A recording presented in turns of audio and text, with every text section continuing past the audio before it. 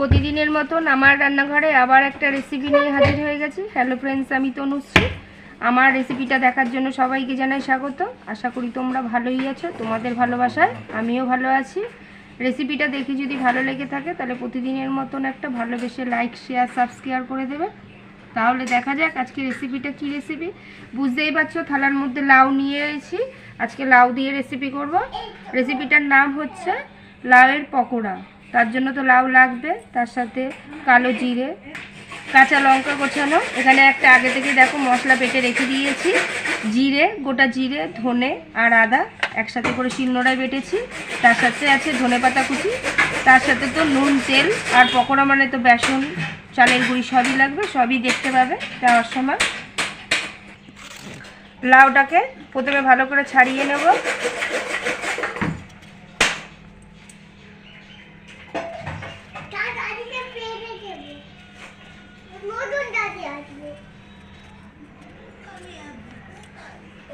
একটু মোটা করেই ছাড়াবো।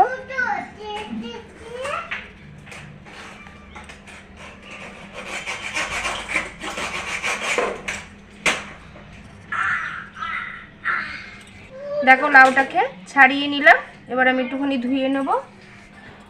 গেটার নিয়ে নিয়েছি, বাটিও নিয়ে নিয়েছি। লাউটাকে গেটারে ঘষে নেব।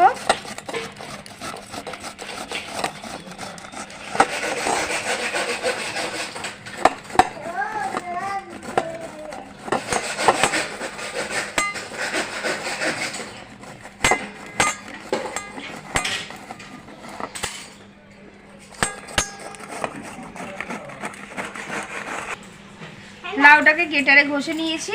এবার অল্প একটুখানি নুন দিয়ে লাউটাকে ভালো করে মাখবো যাতে লাউয়ের জলটা বেরিয়ে আসে।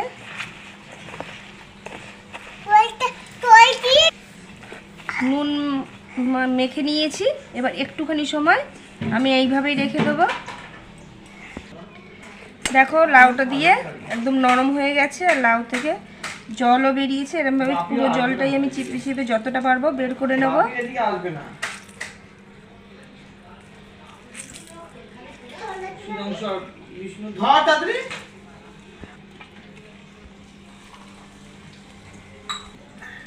দেখো লাউ থেকে কতটা জল বেরিয়েছে। পুরো লাউটাও এরকম চিপে জলটা বের করে নিলাম।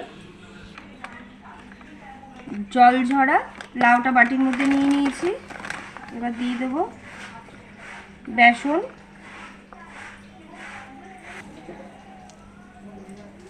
চালের গুঁড়ি। চালের গুঁড়িটা দিলে মচমচে হয় যে কোনো পকোড়া করতে গেলেই। বাটা মশলাটা গোটা জিরে, ধনে আর আদা,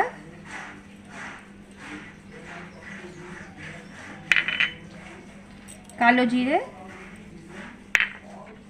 লঙ্কা কুচি, হলুদ,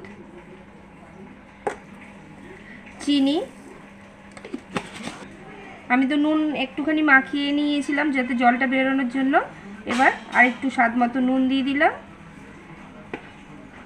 আর শেষে হচ্ছে ধনেপাতা কুচি। ব্যাস, এবার সব সমেত ভালো করে মেখে নেব। ভালো করে মেখে নেব।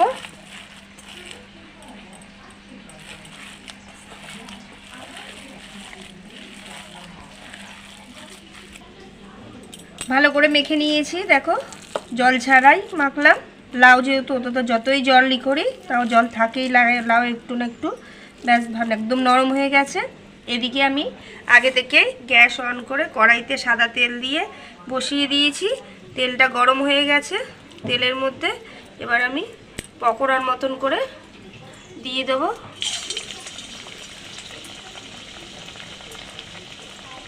ভাজার সময় কিন্তু গ্যাসটা একদম লো ফ্লেমে করেই রাখতে হবে।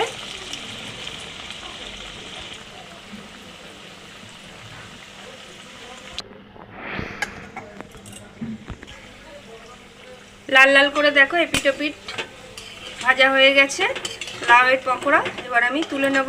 এরম করে পুরো লাউটাকে পকোড়ার মতন করে ভেজে নেব। হয়ে গেছে আমার লাউয়ের পকোড়া। তোমরা একদিনকার বাড়িতে এরকম বন্ধুরা করে দেখতে পারো, আশা করি খুবই ভালো লাগবে। একটা আলাদাই টেস্ট। আমি তো বলেই থাকি আমার রেসিপিটা দেখে তোমরা বাড়িতে একদিন করে খেও, আশা করি খুবই ভালো লাগবে। এরকম লাউয়ের পকোড়া গরম গরম ভাতের সাথে। আর কেমন হয়েছে সেটাও তোমরা কমেন্ট করে জানাবে যে আমার রেসিপিটা কেমন হলো। আর এইভাবে পাশে থেকো, ভালোবাসা দিয়ে যেও। ভালো থাকবে, সুস্থ থাকবে। Thank you.